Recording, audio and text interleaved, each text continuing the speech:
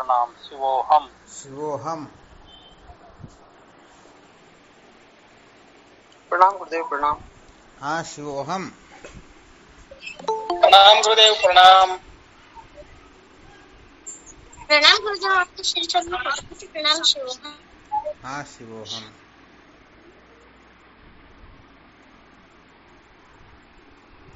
आवाज आ रही है? आ रही गुरुदेव।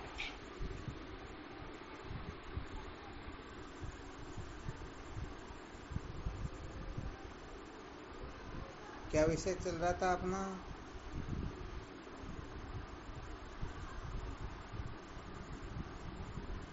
सत्य को बनाए रखकर नहीं, संसार को बनाए रखकर सत्य का साक्षात्कार नहीं किया जा सकता। और उसमें कल प्रसंग चल रहा था ये परा और अपरा विद्या का। चलो बहुत अच्छी बात है।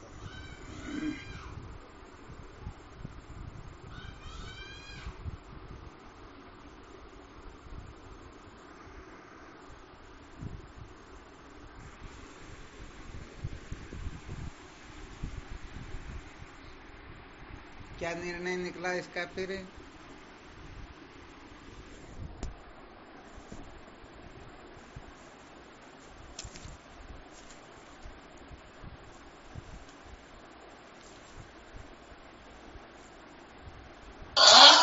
अपरा को अपरा के रूप में महत्व देना और परा को परा के रूप में स्वीकार करना चाहिए। बहुत अच्छी बात है। अच्छा, कैसे समझा जाएगा कि हम परा को परा और अपरा को अपरा समझ रहे हैं? इसकी कोई पहचान ध्यान में है क्या?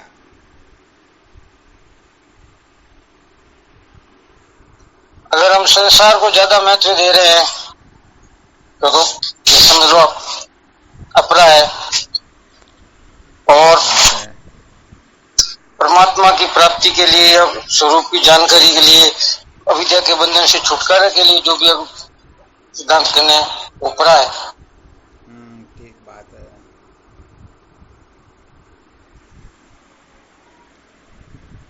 अच्छा, हम परा विद्या की ओर अग्रसर हो रहे हैं या अपरा विद्या की ओर अग्रसर हो रहे हैं, इसकी क्या पहचान है?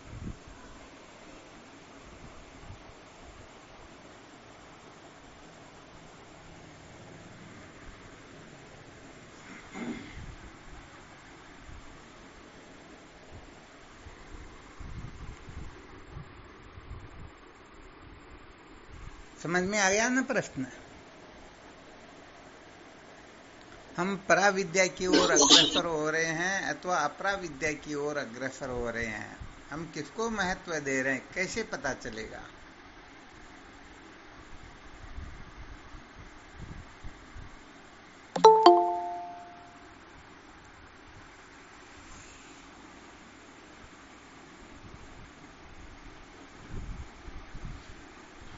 किसी को ध्यान में नहीं आ रहा क्या?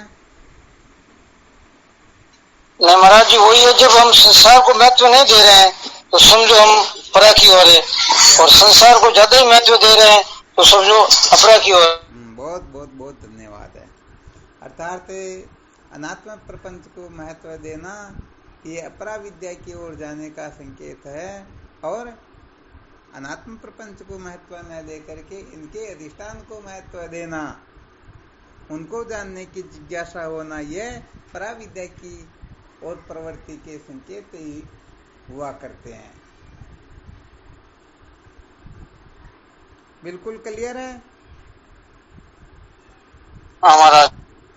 अच्छा, अब यहाँ पर थोड़ा विचार करके बताओ, हम नाम रूप को महत्व दे रहे हैं या अधिष्ठान ब्रह्म को महत्व दे रहे हैं, इसकी कैसे विवेचना करेंगे? जब हम प्रारंभ से चलना प्रारंभ करते हैं तब से।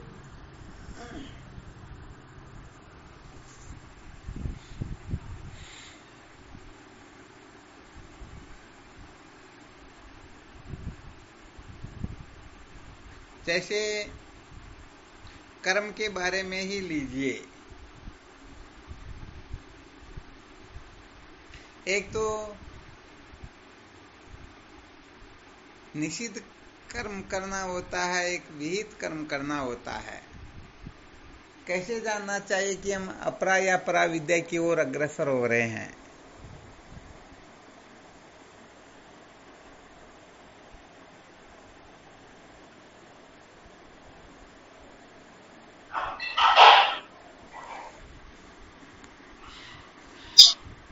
निषिद्ध कर्मों का त्याग तो मतलब अपरा है, और विहित कर्मों को भी अगर त्याग कर देंगे वो परा है। नहीं, यहाँ पर तुलनात्मक अध्ययन करना था, इसलिए तो थोड़ा अच्छी तरह से समझना होता। अपन क्या कि वो एक खूंटे के बहुत ज्यादा बंदे रह जाते तो बस दृष्टि वहीं पर जाती, परंतु जहाँ विचार करना होता वहाँ का थोड़ा ज्यादा ध्यान रखना होता। अरे भाई, निषिद्ध कर्म की ओर जा रहे हैं तो समझो अपराविद्या की ओर, विहित कर्म की ओर प्रस्थान करे तो पराविद्या की ओर जा रहे हैं ना। इनमें जब आपस में तुलनात्मक अध्ययन होगा, क्योंकि एक हमें निकृष्ट की ओर ले जाता है, एक श्रेष्ठ की ओर ले जा रहा है, तो अपराविद्या के बंधन से छूट करके हम पराविद्या की ओर अग्रसर हो रहे हैं या नहीं हो रहे हैं? हाँ, यहाँ पर कहने का मतलब पराविद्या का अर्थ श्रेष्ठ और अपराविद्या का अर्थ निकृष्ट होता है, ऐसा समझो। इस दृष्टि से देखा जाए तो निषिद्ध कर्म करने वाला विहित कर्म करने वाले से निकृष्ट होता है या श्रेष्ठ होता है? निकृष्ट ही होगा। निकृष्ट ही होगा ना। तो निकृष्ट वाला जो है ये अपराविद्या की ओर अर्थात संसार की ओर जा रहा है, और विहित कर्म करने वाला ये पराविद्या की ओर अर्थात उत्थान की ओर जा रहा है। फिर इसमें और जोड़ा बनाए तो एक तो विहित कर्म होता है, वह विहित कर्म सकाम भी होता है और निष्काम भी होता है। यदि कोई सकाम की ओर प्रस्थान कर रहा तो क्या समझना होगा? अपराविद्या की ओर जा रहा है ना। जी स्वामी जी। और यदि निष्काम को महत्व देगा तो पराविद्या की ओर प्रस्थान कर रहा है ना। जी स्वामी जी। अच्छा, यहाँ पर संकेत ये करना चाहते हैं कि प्रत्येक क्रिया चेष्टा में आप पराविद्या को ढूंढ सकते हो। प्रत्येक क्रिया चेष्टा जो होती है उसमें अपरा भी होती हैं और परा भी होती हैं, अर्थात प्रत्येक क्रिया चेष्टा अपने को उत्थान की ओर भी ले जाती हैं और पतन की ओर भी ले जाती हैं। आ गया समझ में? जी। अच्छा, जैसे समझो हम सेवा करें संत महापुरुषों की, तो ये सेवा अपने को पराविद्या की ओर ले जा रही है अपराविद्या की ओर, कैसे इसकी जांच पड़ताल करेंगे? पराविद्या की ओर ले जा रही गुरुदेव।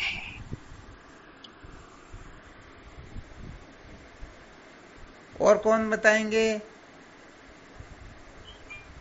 सेवा कहने का मतलब पराविद्या की ओर भी ले जा सकती है, अपराविद्या की ओर भी ले जा सकती है।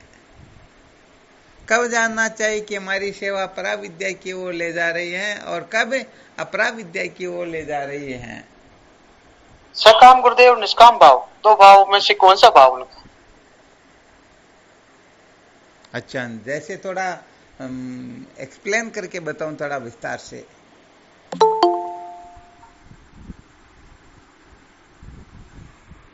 गुरु जी से कुछ प्राप्त करने की इच्छा के भाव से अगर वो करता है तो सकाम है, और उसके प्रति कोई इच्छा नहीं तो निष्काम है।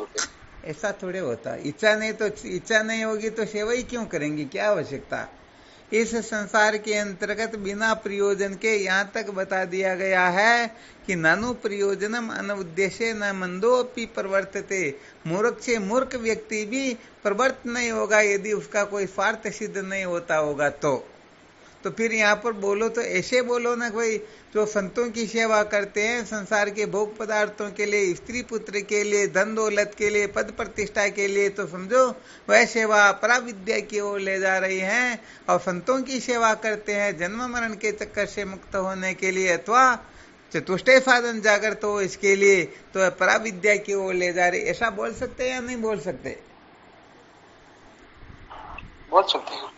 हाँ बिल्कुल, वरना क्या है कि हम कभी कभी ऐसे शब्द बोलते जिसका कहने का मतलब, क्योंकि उनमें कुछ जोड़ेंगे तभी वो सार्थक हो पाएगा। बिना इच्छा के करे तो ये तो हो नहीं सकता। हाँ, कि फल की इच्छा नहीं, ये भी साथ में बोल दो ना तो समझो वाक्य पूरा हो जाएगा। अभी इसमें कोई गड़बड़ नहीं है। अच्छा, समझो कोई झगड़ा कर रहा है तो इसको भी पराविद्या अपराविद्या के रूप में देख सकते हैं क्या?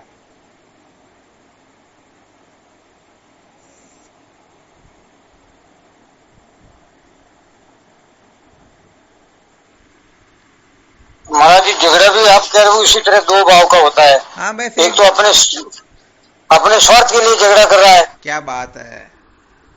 एक मान लो कोई अत्याचार कर रहा है, जैसे कोई गाय वगैरह के, ब्राह्मण स्त्री अबला के, और उसको छोड़ने के लिए अपन अगर लड़ाई झगड़ा भी कर ले तो वो निस्वार्थ हो गया। कहने का मतलब जागने से लेकर के सोने तक हम प्रत्येक क्षण में कुछ न कुछ चेष्टाएं करते रहते हैं। तो थोड़ा इतना सा संकेत करना चाहते हैं कि हमारी प्रत्येक चेष्टा जो है हमारी साधना बन जाए। क्या बन जाए? साधना।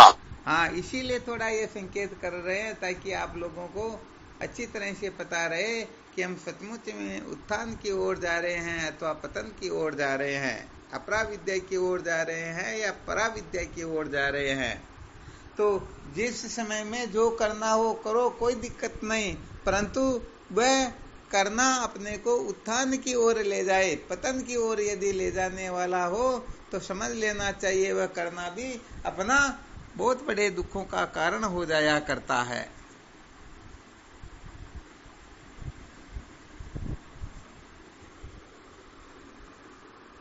अच्छा, चलो थोड़ी और ऊंची बात बताते। समझो गुरुदेव की आज्ञा का हम विरोध करते हैं, पालन नहीं करते हैं, या समझो उनकी अवहेलना करते हैं, तो ये भी अपने को उत्थान और पतन की ओर ले जा सकती क्या? आज्ञा की अवहेलना करना उत्थान की ओर ले जा सकती है क्या?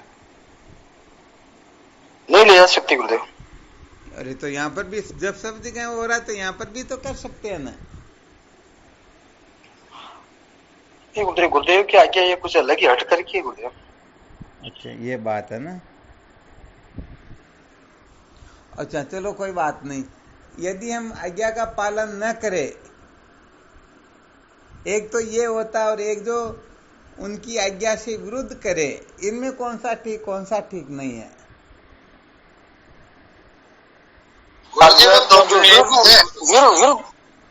आज्ञा के विरुद्ध करने वाला अनुचित है। अच्छा, और आज्ञा का पालन नहीं करने वाला? अजी दोनों एक ही बात है। वैसे तो दोनों एक ही बात है, लेकिन कहीं पर अगर ऐसा भी हो सकता है कि भाई गुरुजी ने कहा और उससे कोई ऐसी इमरजेंसी बन गई है और उसके पालन करने में थोड़ी बहुत दूसरे के जो हितार्थ तो नहीं कर पाया, जैसे कोई कसाई गाय मार रहा है, अपने को गुरुजी ने बोला भाई झूठ नहीं बोल रहा है, इधर गाय गई उधर भागा आया कि फिर गाय देखी क्या, तो हम वहां अगर बचा कहते भी यहाँ गाय हमने नहीं देखी तो वो कोई बात नहीं है।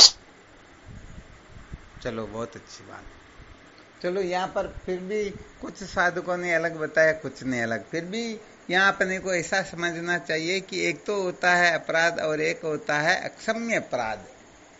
क्या होता है?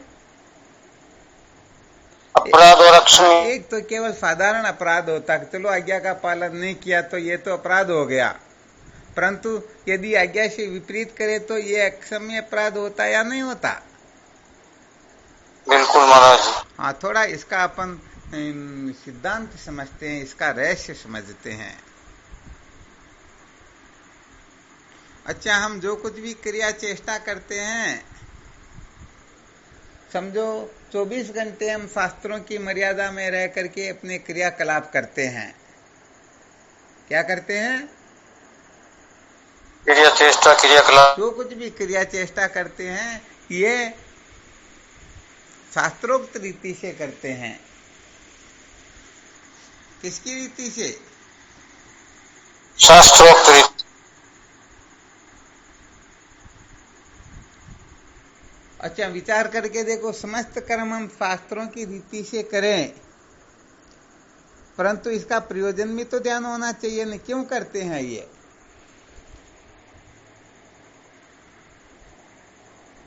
जितने भी कर्म, प्रार्थना, विवेक, वैराग्य, जितने भी साधन है, समस्त साधनों का अंतिम फल क्या है?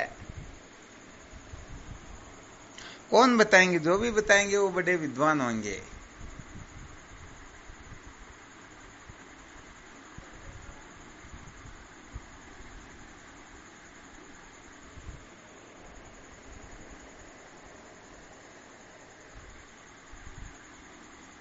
क्या बात है, इतना टाइम कैसे लगा? जो कुछ भी हम क्रिया चेष्टा कर रहे हैं अनादिकाल से करते आ रहे हैं और आगे भी करेंगे, समस्त क्रिया चेष्टाओं का प्रयोजन क्या है?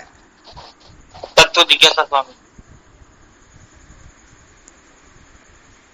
अच्छा, फिर यहाँ पर पहुंच ले, तत्व जिज्ञासा का प्रयोजन क्या है, क्योंकि ये भी इसी के अंतर्गत समझ लो।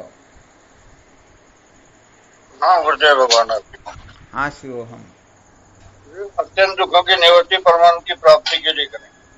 बहुत बहुत अच्छी बात है। और कौन बताएंगे?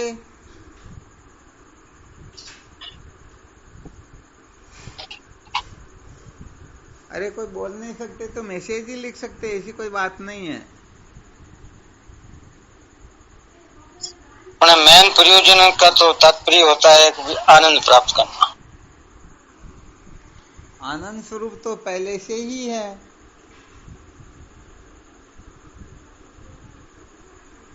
नहीं महाराज जी, कोई भी क्रिया चेष्टा होगा तो उसमें वो अपना सुख चाहेगा, अपना भला चाहेगा, उसी हिसाब से वो करना चाहेगा। हाँ, ये तो मूल बात बिल्कुल है ही है।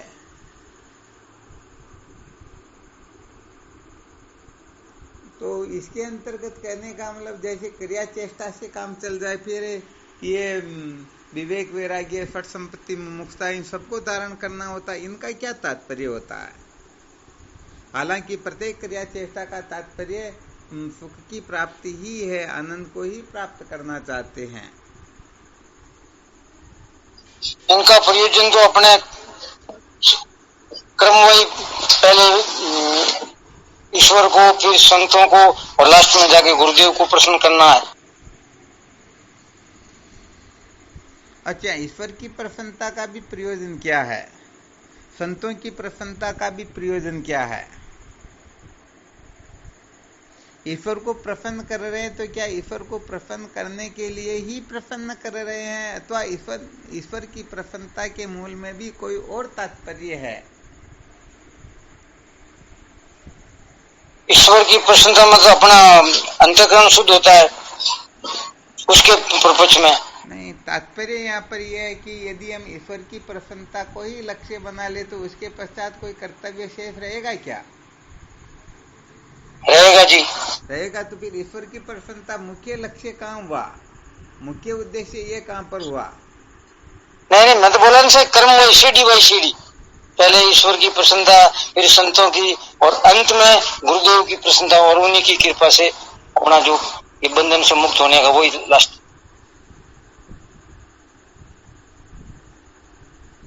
चलो, बहुत अच्छी बात। और भी कोई साधक बताएंगे कुछ?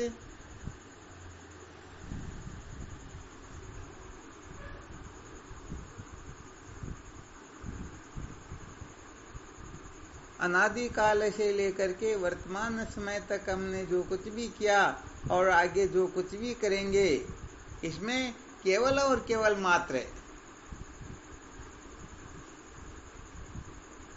अच्छा, कोई गुरु गीता पढ़ते हो तो शायद कहीं पर आया होगा, आकल्प जन्म कोटि नाम यज्ञ वर्त तप क्रिया ता सर्वा सफला देवी गुरु संतोष मात्र। ऐसा आया कहीं पर क्या?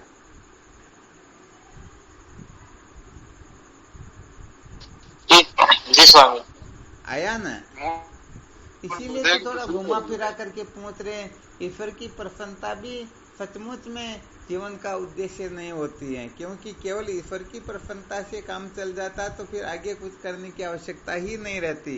वैसे रामदीन जी महासाहब ने बहुत अच्छा दिमाग लगा करके पूरा का पूरा फॉर्मूला बता दिया, परंतु मूल सूत्र क्या होता है?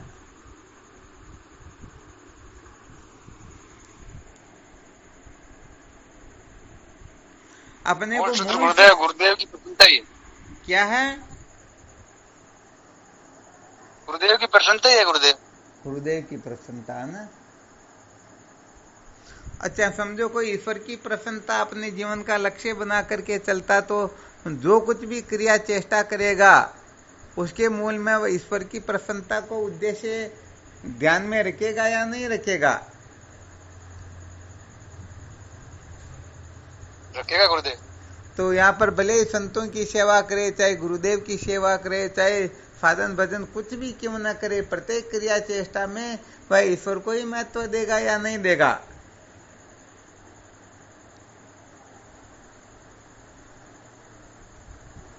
क्या बात होती है? जल्दी नहीं बोलते ये कोई ब्रह्मास्त्र थोड़े है, कोई बहुत बड़े सूक्ष्म प्रक्रिया के विषय जो आप लोग डर रहे हो।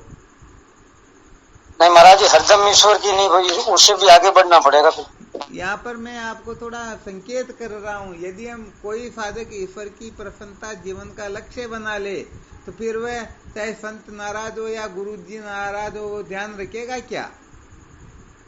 नहीं जी। हाँ, यही बताना चाहते। यदि कोई संतों की प्रसन्नता को ही उद्देश्य बना ले तो ईश्वर की परवाह करेगा क्या? नहीं करेगा। तो अंत में सूत्र ये बताना चाहते हैं कि जो ये निश्चय कर लेते हैं गुरुदेव की प्रसन्नता ही मेरे जीवन का लक्ष्य है, फिर वह ईश्वर की, संतों की या संसार की किसी भी वस्तु की वो परवाह करेगा क्या? नहीं करेगा। नहीं करेगा ना। अच्छा, नहीं ईश्वर करेगा। की प्रसन्नता से क्या हो सकता है? अंतःकरण शुद्ध होता है महाराज जी। इससे ज्यादा कुछ नहीं होगा ना। नहीं होगा। अच्छा, फिर यदि कोई संतों की प्रसन्नता प्राप्त कर ले तो ज्यादा से ज्यादा क्या हो सकता है? तत्व जिज्ञासा पैदा हो सकती है। तत्व जिज्ञासा जागृत हो सकती, तत्व जिज्ञासा की पूर्ति तो नहीं हो सकती है ना। नहीं हो सकती। तो ये भी अंतिम सिद्धि हो गई क्या? जी नहीं। जी नहीं हुई ना। हाँ, ये विशेष बात है। तो यहाँ पर केवल और केवल मात्र जो साधक सचमुच में विद्या के बंधन से मुक्त होना चाहता है, अर्थात जो पराविद्या को महत्व देने वाला है, अपना विषय शुरू में चलाता, प्रत्येक क्रिया चेष्टा में हम पराविद्या अपराविद्या के दर्शन कैसे करें, तो यहाँ पर जो सम्यक प्रकार से केवल और केवल मात्र गुरुदेव की प्रसन्नता को ही अपने जीवन का लक्ष्य बना लेता है, समझ लेना चाहिए वही केवल और केवल मात्र पराविद्या का अधिकारी हो सकता है। और इसके साथ ही साथ और थोड़ा बहुत कुछ करता रहता है तो वह अपराविद्या का अधिकारी भी हो सकता है। बिल्कुल क्लियर ना? अच्छा, हम विचार करके देखो, समझो इस संसार में जितनी भी वेद विहित क्रिया है वो सारी की सारी कर ले, और फिर भी यदि गुरुदेव प्रसन्न न हो तो उनके लिए वो क्रिया महत्वपूर्ण है या नहीं है? कभी नहीं है। हाँ, बिल्कुल सत्य बात, क्योंकि ये करने धरने से संसार मिटता नहीं है। क्रियाओं से क्या हो सकता है? स्वर्गादि प्राप्ति हो सकती है। हाँ, समझो, इससे सब कुछ हो सकता है, परंतु विद्या के बंधन से छुटकारा प्राप्त नहीं होता है। ये तो बिल्कुल क्लियर ना? बिल्कुल क्लियर। अच्छा, ये बिल्कुल क्लियर है तो बताओ, हमें अनादिकाल से जो कुछ भी करते आ रहे हैं अब उनको महत्व देना है अथवा गुरुदेव की प्रसन्नता का ध्यान रखना है? गुरुदेव की प्रसन्नता का ध्यान रखना महाराज जी। यदि ये कोई रखेंगे तो समझो वह पराविद्या की ओर प्रस्थान कर रहा है, और यदि अनादिकाल से हम जो कुछ भी करते आ रहे हैं बस इसी में अटके हुए हैं तो समझ लेना चाहिए हम अपराविद्या के अधिकारी हैं, अपराविद्या को ही महत्व दे रहे हैं। क्या कर रहे हैं? अपराविद्या को ही महत्व दे रहे हैं। हालांकि पहले विचार किया तो निष्काम कर्म भी पराविद्या के क्षेत्र में आ रहा था, परंतु यहाँ पर निष्काम कर्म तो क्या, बड़ी से बड़ी क्रिया चेष्टा भी अपराविद्या के अंतर्गत आ जाती हैं यदि यह मूल बिंदु से च्युत हो जाते हैं, मूल बिंदु से भटक जाते हैं।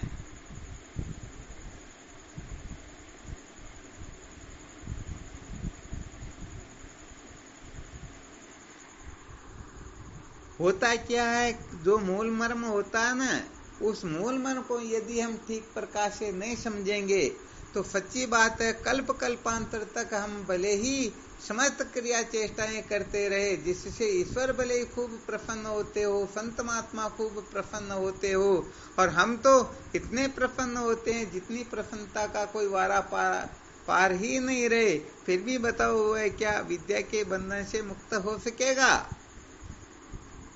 नहीं हो सकती।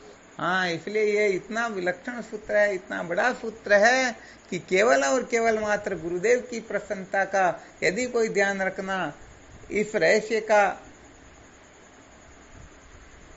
ठीक प्रकार से कोई हृदयंगम कर लेता तो फिर उसको अलग से कुछ करने की आवश्यकता ही नहीं रहती है। इसीलिए तो वशिष्ठ जी महाराज ने भगवान राम को ब्रह्म विद्या का उपदेश करते हुए कह दिया था, गुरुनाम सदवापि यदुक्तम तन्न लंघेत कुर्वन्नाज्ञा दिवा रात्रो दासवत निवसेद गुरु। अर्थात गुरुओं की बात सच्ची हो या झूठी, कभी भी उनका उल्लंघन नहीं करना चाहिए। शायद पहले कभी सुनने को मिला होगा। मिला गुरुदेव। मिला क्या? क्योंकि अपना अंतिम लक्ष्य क्या है? अंतिम लक्ष्य गुरुदेव की प्रसन्नता है ना। गुरुदेव की प्रसन्नता से ही जिज्ञासा की पूर्ति होती है। अरे जिज्ञासा तो क्या है, अनादिकाल के साधन भजन ये सारे के सारे तभी सफल होते हैं जब गुरुदेव कृपा करने के लिए तैयार हो। और यदि गुरुदेव कृपा न करे तो अनादिकाल के ईश्वर भजन साधन, जब तब तीर्थ व्रत पूजा पाठ, कल्प कल्पांतरों की समाधि, विवेक वैराग्य, फट संपत्ति, मुमुक्षता, पता नहीं क्या का क्या साधन, सारे के सारे व्यर्थ होते या नहीं होते हैं? होते महाराज जी। हाँ, इसीलिए यहाँ पर कहा गया है कि बाकी जो होते हैं ना, देखो पहले एक सूत्र बताया था, एक तो होता है पंडित और एक होता है महात्मा। ध्यान देना अच्छी तरह से, क्या होता है? पंडित और महात्मा। पंडित और महात्मा। तो यहाँ पर पंडित की बात को सुनकर के हम तर्क कर सकते हैं, उनको काट सकते हैं, उनसे शास्त्रार्थ कर सकते हैं, उनकी अवहेलना कर सकते हैं, पता नहीं क्या का क्या कर सकते हैं। परंतु महात्माओं की बात को सुन करके हाँ तर्क नहीं करना होता है, खंडन नहीं करना होता है, काटना नहीं होता है, उसमें श्रद्धा करनी होती है, उसे समझना होता है, उसे धारण करना होता है। तो बताओ पंडित में और महात्मा में रात दिन का अंतर हुआ या नहीं हुआ? हुआ महाराज जी। तो ये पंडित की जगह पर संत, ईश्वर या अनादिकाल के साधन भजन सब आ गए, क्योंकि इनसे आगे भी और कोई ऐसी सत्ता है जिसको प्रसन्न करने के पश्चात किसी के प्रसन्न करने की आवश्यकता ही नहीं रहती। तो भाई अंतिम ईश्वर या संत तो है नहीं कि हम इनके साथ में तर्क करें या नाराज हो जाए तो क्या हो जाएगा, हमारा तो सारा ही जीवन अस्त व्यस्त ध्वंस हो जाएगा। अरे भाई इनसे भी आगे कोई एक ऐसी परम सत्ता है जिस सत्ता को महत्व दे करके ध्यान रख करके फिर इनसे चाहे तो शास्त्रार्थ कर सकते हैं, वाद विवाद कर सकते हैं, आदेश दे सकते हैं, उपदेश दे सकते हैं, कुछ भी कर सकते हैं। कर सकते हैं या नहीं कर सकते? महाराज जी। हाँ, इसीलिए क्या होता है, वो उत्तम जिज्ञासु जो होता है ना, पूरी सृष्टि में कोई 1 2 3 ही होते, इसका रहस्य क्या है थोड़ा दृष्टांत दे करके बता देते। कुछ साधकों को तो शायद सुनाया होगा और आप लोगों को भी शायद सुनाया होगा, फिर भी एक बार थोड़ा और मंजन हो जाएगा। क्या होता है कि किसी सेठ को उनके बहुत बड़ा कार्य क्षेत्र था, तो उसे एक मुनीम रखना था। क्या रखना था?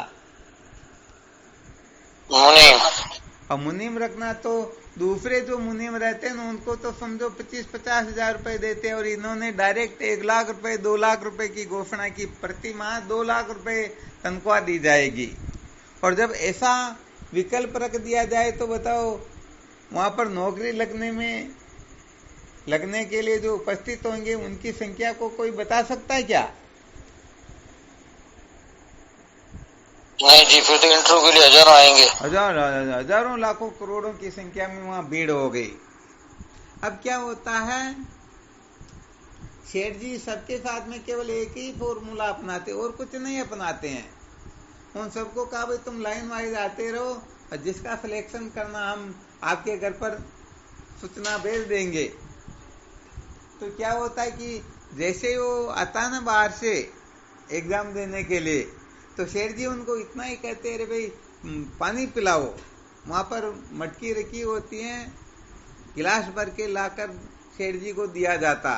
तो शेर जी लेते नहीं और कह देते इसको ऐसा करो फेंक दो पानी को। भाई शेर जी की उनको तो आज्ञा पालन करनी थी, तो फेंक दिया। अब सेठ जी पूछते पानी को क्यों फेंका, तो कहा आपने कहा इसलिए फेंका। चलो ठीक, तुम्हारा काम हो गया। आ गया समझ में? जी महाराज जी। ऐसे करते करते हजारों की संख्या में, लाखों की संख्या में वहां वो जो थे साक्षात्कार के लिए आए थे, वो सारे के सारे ऐसे सब एक ही उत्तर देते जा रहे हैं। और शेर जी सबको, भाई तुम घर पर जाओ, तुम्हारे लिए आ जाएगा घर पर नोटिस। क्या होता है कि बहुत समय के बाद में एक ऐसा मुनीम आता है। शेर जी जैसे ही कहते हैं पानी पिलाओ, पास में लाया और कहा गया इसको फेंक दो, और फिर प्रश्न कर लिया पानी को क्यों फेंका, तो उन्होंने कहा मेरे से गलती हो गई, मुझे क्षमा करो, आइंदा ध्यान रखूंगा। शेर जी ने तुरंत कहा भाई अब चलो तुम ड्यूटी के ऊपर, तुम्हारा सिलेक्शन हो गया। क्या निर्णय निकला इसका? हाँ, धीरे धीरे भले सोचते रहना, इसका बहुत गंभीर रहस्य होता है ये। दूसरों की गलती को खुद को मानना। हाँ, फिर देख लेना, अभी तो इस पर बहुत एकदम निर्णय मत करो, बहुत गहराई से सोचोगे ना तब पता चलेगा। ये अभी जो बताया गया ना, गुरु नाम सद सदवापी ये दुक्तम तन्न लंघेत पूर्वन आज्ञा दीवा रात्रो दासवत निषेध गुरु। अर्थात गुरुओं की बात सच्ची हो या झूठी हो, फिर भी कभी भी उनका उल्लंघन नहीं करना चाहिए। झूठी बात का तो उल्लंघन करना चाहिए, परंतु फिर भी नहीं करना चाहिए। कहने का मतलब गलती भले 1000% गुरुदेव की हो, फिर भी गुरुदेव की गलती न मान करके स्वयं की ही गलती सिद्ध करे। गुरुदेव मुझे से अपराध हुआ, मुझे क्षमा करो। सचमुच में वह साधक ब्रह्म विद्या का अधिकारी होता है, वही वास्तव में ब्रह्म विचार से कृतार्थ हो सकता है। वरना तो क्या होता है जो आप स्वयं जानते ही हो। इसका मतलब क्या होता कि गुरुदेव से गलती होती तो गुरुदेव भी हमारे जैसे ही तो हैं, ये भी तो गलती के पुतले हैं ना। तो फिर उनमें हमारे में क्या हुआ?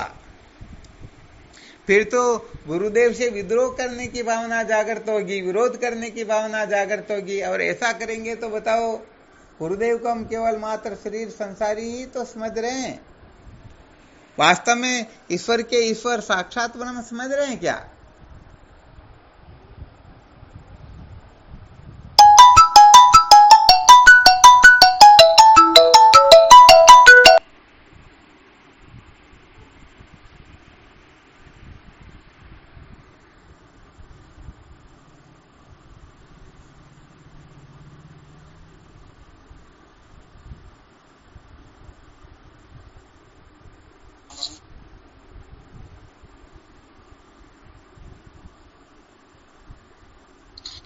अच्छा, कुछ रहस्य समझ में आया क्या?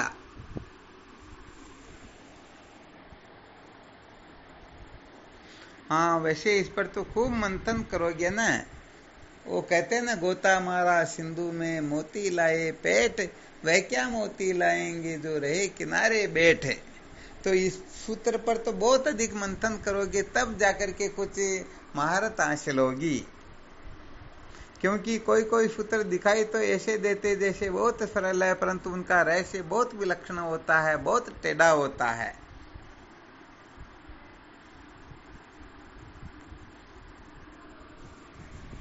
अरे भाई, जिन्होंने अपने जीवन का लक्ष्य बना लिया, मुझे एन केन प्रकारेण प्रत्येक अवस्था में गुरुदेव को प्रसन्न रखना है, तो बताओ, गुरुदेव गलती करे और उनको कह दिया आपने ये गलती की, तो प्रसन्न रखने का सूत्र होता है या खुद को प्रसन्न करने का होता है? तो क्या उन्होंने सचमुच में अपने जीवन का ऐसा लक्ष्य बनाया क्या?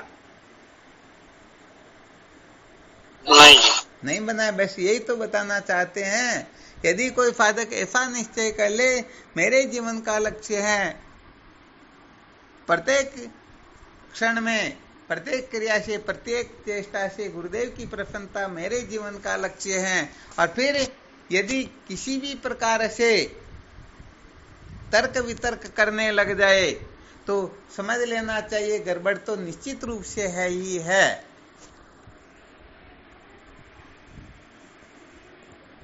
तो होता क्या है कि जो केवल धर्म शास्त्रों को पढ़ते हैं ना, तो धर्मशास्त्रों से व्यवहारिक सत्ता का संतुलन कैसे बनाया जाता? जैसे संविधान क्या करता है?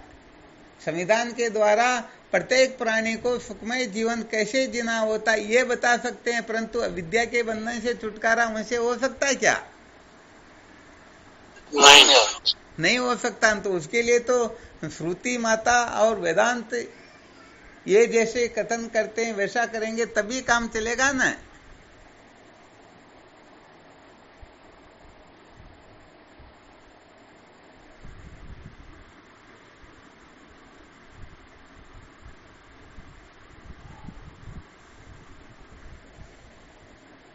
इसमें महाराज जी सेठ जी ने कहा ना कि आपने पानी क्यों फेंका?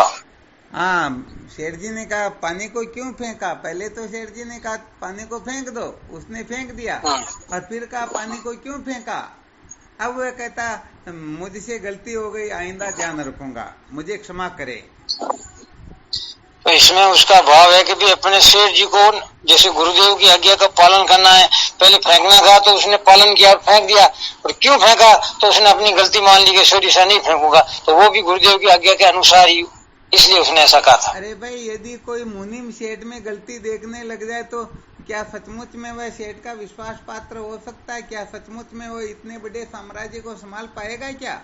कुछ भी हुआ और कह दे सेठ जी आपके कारण ऐसा हुआ, मैं तो इस प्रकार से सावधान था, मेरे कारण तो ऐसा हुआ ही नहीं, ये सब आपके कारण हुआ, तो गड़बड़ हो गई ना फिर तो। इसीलिए तो कहा कि इसका बहुत अधिक मंथन करेंगे तब इसका रहस्य समझ में आएगा।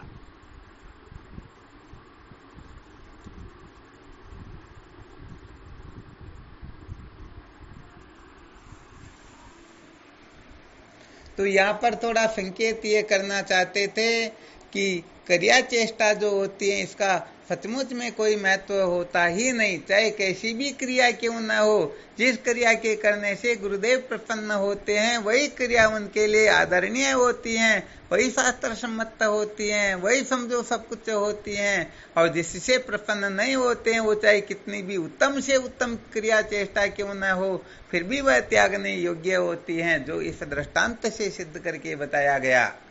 वरना बाकी के सब मूर्ख थोड़े थे, उन्होंने सबने यही तो कहा, आपने कहा इसलिए हमने पानी को फेंका। तो सेठ जी तो कह देंगे इस फैक्ट्री में आग लगा दो, तो लगा दोगे क्या?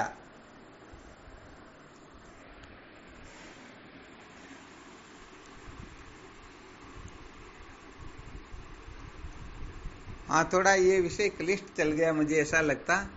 थोड़ा इस पर तो अच्छी तरह से मंथन करोगे ना तो इसका रहस्य खुलेगा। मुझे तो इसमें ऐसे होता है गुरुदेव की आज्ञा को इसने शिरोधाई माना, बस केवल मात्र यही परम सूत्र है।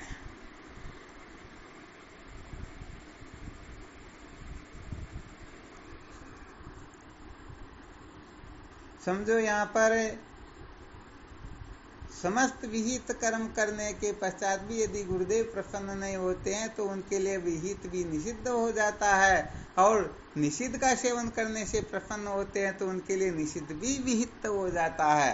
परंतु ये प्रक्रिया बड़ी क्लिष्ट है, यहाँ पर बहुत दिमाग लगाना पड़ता है, बहुत अच्छी तरह से सोचना समझना पड़ता है, फिर जाकर के निर्णय लेना होता है।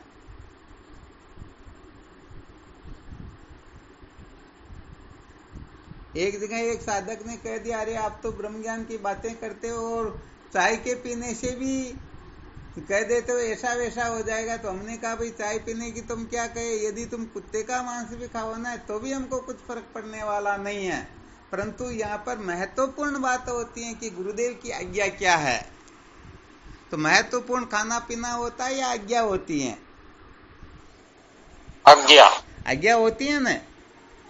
हाँ, ये बड़ा विलक्षण सूत्र है।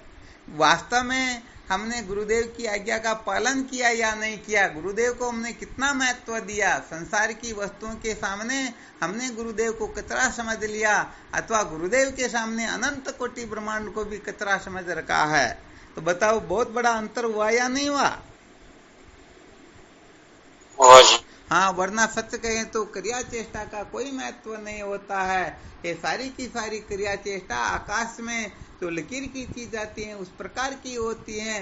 ऊंची से ऊंची क्रिया और नीची से नीची क्रिया भी ये जब तक स्वप्न होता है तब तक ही होती हैं। जगने के पश्चात इनका कोई महत्व नहीं होता है। अतः क्रिया चेष्टा का महत्व नहीं है, बल्कि अपने भावों का महत्व होता है। अपनी भावना क्या है, अपने भीतर किस प्रकार का निश्चय बैठा हुआ है।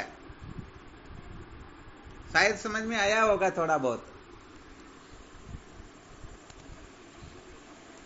अरे उनके लिए अच्छे बुरे से लेना देना ही नहीं है। गुरुदेव कैसे प्रसन्न होते बस इस बात का ही ध्यान रखना और कुछ करना ही नहीं। समझो उनका जीवन सार्थक हो जाएगा, समझो वह पराविद्या में परिनिष्ठित हो जाएगा। उनको क्या विहित क्या निषेध सबको तुले लगा देना, किसी के चक्कर में ही नहीं पड़ना है। तो बताओ बहुत ऊंचा सूत्र हुआ या नहीं हुआ? हाँ बिल्कुल सत्य बात। क्योंकि जब अंतिम लक्ष्य है गुरुदेव की प्रसन्नता, क्योंकि गुरुदेव जिनके ऊपर प्रसन्न होते हैं उन्हीं का वर्ण करते हैं, और जिनका गुरुदेव वर्ण करते हैं समझो वही जन्म मृत्यु की श्रृंखला से मुक्त हो सकता है। तो साधक को केवल और केवल मात्र अपने जीवन का यही तो लक्ष्य बनाना चाहिए कि मुझे गुरुदेव को प्रसन्न रखना है। अब इसके अंतर्गत ये हो सकता है कि गुरुदेव प्रसन्न होते हैं षट संपत्ति को धारण करने से, तो फिर षट संपत्ति को वो अनायास ही धारण कर सकेंगे या नहीं करेंगे? कर लेंगे। हाँ क्या बात करते हो। तो जिस करके गुरुदेव प्रसन्न होते हैं वो सारी की सारी क्रिया चेष्टा निश्चित रूप से करेगा। परंतु फिर भी वह क्रिया चेष्टा क्यों कर रहा? क्रिया चेष्टा के चक्कर में उसको पढ़ने की जरूरत ही नहीं है, परंतु वह इस बात को जानता है कि ऐसा करेंगे तभी गुरुदेव प्रसन्न होंगे, तो हमें यह कर लेना है। तो करने में उसका आग्रह नहीं होता है। आग्रह यदि हो तो गुरुदेव की प्रसन्नता में ही होता है। अब बताओ अंतिम जो सूत्र निकला सबसे महत्वपूर्ण वही है, अथवा अनादिकाल के साधन भजन जब तप तीर्थ व्रत पूजा पाठ ईश्वर की प्रसन्नता संतों की प्रसन्नता विवेक वैराग्य फट संपत्ति मुमुक्षता, ये बाकी ये महत्वपूर्ण है।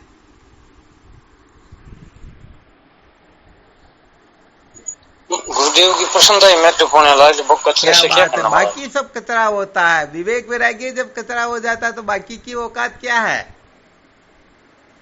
इसलिए महाराज जी जैसे, हाँ बिल्कुल महाराज जी जैसे प्रधानमंत्री जी की अपने ऊपर कृपा है तो फिर मुख्यमंत्री तहसीलदार कलेक्टर तो ऑटोमेटिक हो जाएगी। करना क्या उनसे अपन को?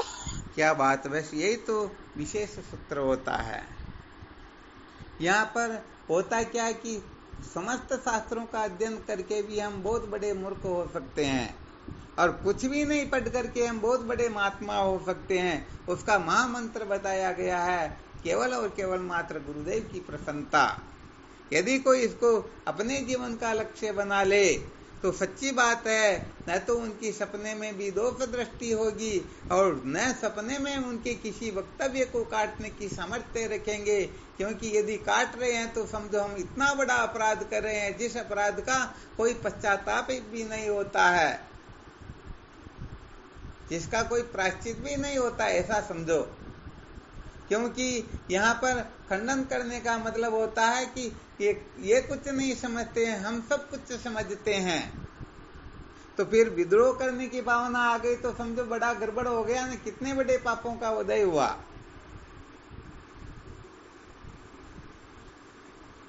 बिल्कुल क्लियर? जी हाँ, इसलिए समझ में आए या ना आए मौन रहने का अभ्यास करना चाहिए। कि कभी कभी मौन रहने में भी बहुत बड़ा फायदा होता है। क्योंकि मजाक में भी कहने का मतलब गुरु तत्व का अपमान नहीं करना चाहिए, तिरस्कार नहीं करना चाहिए। क्योंकि प्रकृति जो है वो प्रकृति क्या करती क्या नहीं करती ये उनकी व्यवस्था वही जानती है। तो हमें कुल मिलाकर के अक्षम्य अपराध से बचना होता है। गुरुदेव की आज्ञा की पालना न कर सके तो ये कोई व्यवस्था हो सकती है, परंतु उनकी आज्ञा का विरोध करे, अवहेलना करे, कचरा बता दे तो क्या होगा? अक्षम्य अपराध होगा ना। जी गुरु। तो संसार में सबसे ज्यादा इसी जगह पर लोग मात खा जाते हैं। इसीलिए अनंत जन्मों के साधन भजन करके ईश्वर को प्रसन्न कर लेते हैं। विवेकादि साधनों से संपन्न होकर के वो संतों को भी प्रसन्न कर लेते हैं, परंतु अंतिम जो कक्षा होती है बस उसी में वह रह जाते हैं। यहाँ पर वो टिक नहीं पाते हैं, और टिक नहीं पाते हैं तो फिर भटक जाते हैं।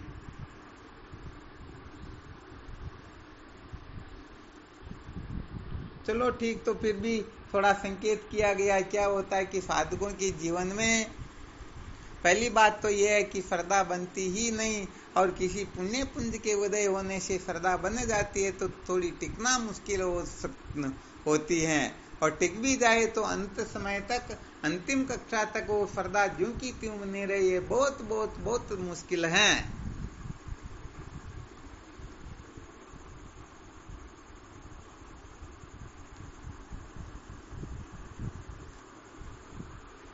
तो यही केंद्र बिंदु बताया गया, यही वह खूंटा है जिस खूंटे को हम गाड़ करके इसको दिमाग में रख करके फिर चाहे आडे टेढ़े भी चलेंगे फिर भी निश्चित रूप से मंजिल को प्राप्त कर लेंगे। और यदि इस जगह पर गड़बड़ कर दी तो भले ही कितना भी श्रेष्ठ से श्रेष्ठ, अच्छे से अच्छा कोई क्यों न करता रहे, परंतु अंततोगत्वा जन्म मृत्यु की श्रृंखला में भटकने से उनको कोई बचाने वाला है ही नहीं।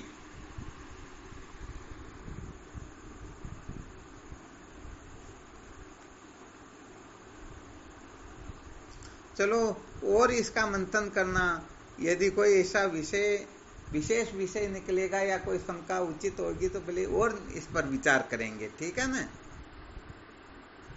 अच्छी तरह से इन पर मंथन करके विचार करके देखना। ये समझो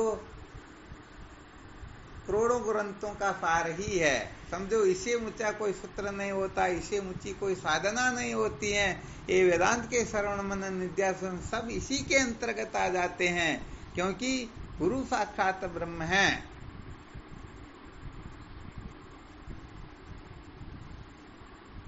यदि हम कमी देखते हैं तो गुरुदेव को शरीर समझ सकते हैं, इंद्रियां समझ सकते हैं, प्राण मन बुद्धि वाला ये समझ रहे हैं, साक्षात ब्रह्म नहीं समझ रहे हैं।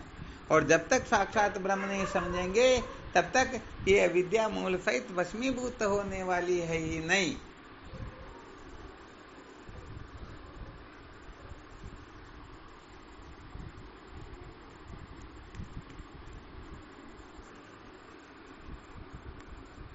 चलो ठीक, करना फिर मंथन, है ना। जो मंथन करके इस रहस्य को सचमुच में अपने जीवन का अभिन्न अंग बना लेंगे, उनको फिर अलग से कुछ करने की आवश्यकता ही नहीं है। ऐसा करना, इसी को ही शास्त्रों में गुरु भक्ति कहा गया है। और भगवान शंकर गुरु गीता में यहाँ तक कह देते हैं, ज्ञानम बिना मुक्ति पदम लभ्यते गुरु भक्ति तय। बिना ज्ञान के भी गुरु भक्ति से वह जीव सदा सदा के लिए अमर हो जाता है, विद्या के बंधन से छुटकारा प्राप्त कर लेता है। तो बताओ ये कितनी ऊंची बात होगी।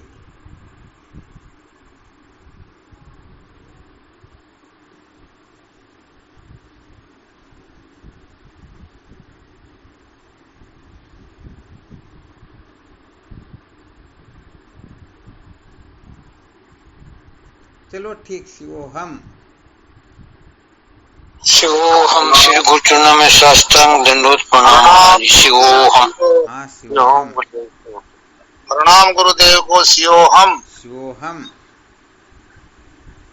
गुरुदेव भगवान के चरणों में कोटि प्रणाम। प्रणाम गुरु जी, कोटि कोटि प्रणाम।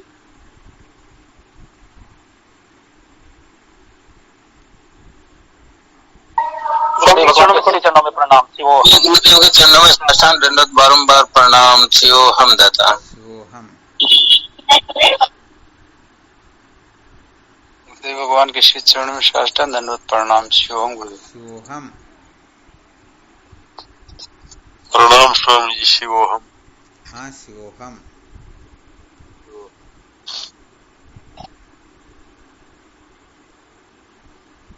प्रणाम गुरुदेव भगवान, आपके श्री चरणों में कोटि कोटि प्रणाम। शिवोहम। गुरुदेव। शिवोहम। हाँ शिवोहम। प्रणाम गुरुदेव, आपके के चरणों में कोटि कोटि प्रणाम। शिवोहम। शिवोहम। स्वामी जी के चरणों में कोटि कोटि प्रणाम। शिवोहम।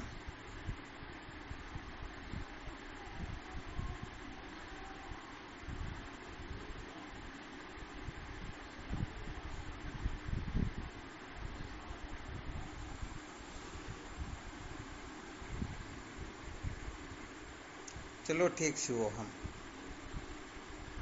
लाला जी ने प्रणाम स्वामी जी शिवोहम। शिवोहम। लज्जा ने फोन करे मैं तो आश्रम